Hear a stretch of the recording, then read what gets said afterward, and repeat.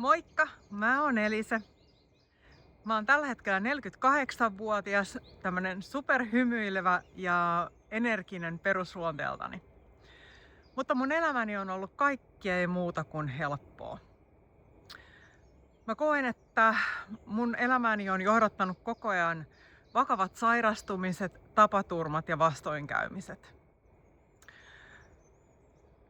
Mulla on ollut Siis ei varmaan ollut kuukauttakaan, että ei olisi ollut jotain viimeisen 10 vuoden aikana.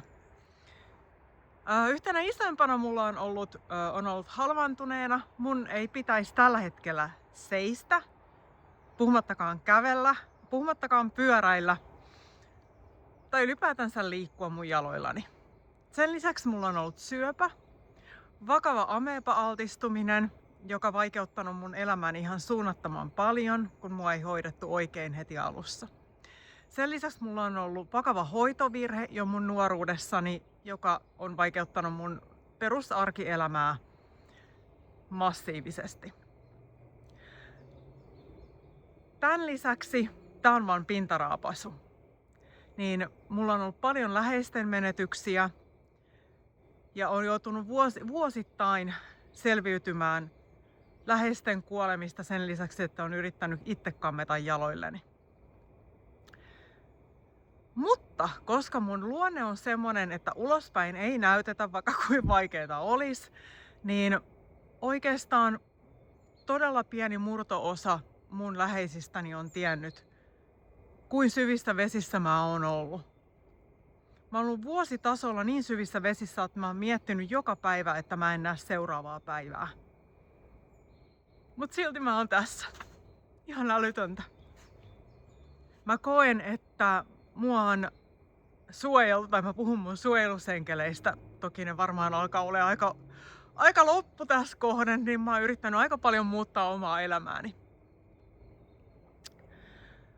Mutta se, miksi mä puhun sulle, on se, että silloin kun mulla alkoi niin sanotusti selkeästi, että tätä vastoinkäymistä, että tää niinku tuntuu, että tää kuuluu mun elämääni, että mua haastetaan. Tällä on joku tarkoitus. Niin mä aloin itse opiskeleen tosi paljon sitä, oikeastaan mä oon vähän jo riippuvainen siitä,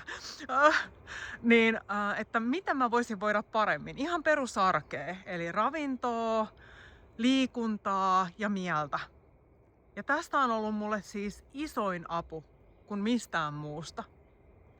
Ja tätä mä tuun jakaan täällä. Mun omia kokemuksia, mun arkea, mun sitä ajattelua, mikä on auttanut mua nostaan.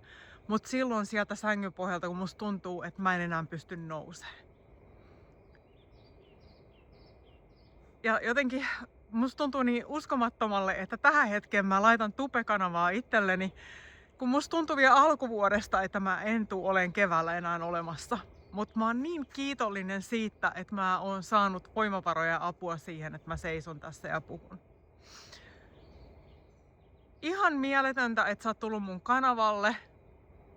Täällä mä jaan mun arkea, elämää, kaikkea mikä on mua auttanut ja myös sitä mitä ei. Mikä ei ole auttanut, että mitä kokeiluja mä oon tehnyt ja mikä ei ole auttanut, vaan ne on vienyt mua vaikka takapakkia. Tosi paljon huippua, että oot täällä. Aivan ihana, jos tää resonoi sua ja sä koet, että sä haluat voida paremmin ja löytää sit ratkaisuja siihen omaan elämään, miten voida paremmin, niin tää on se kanava. Mahtavaa. Aivan ihanaa päivää sulle.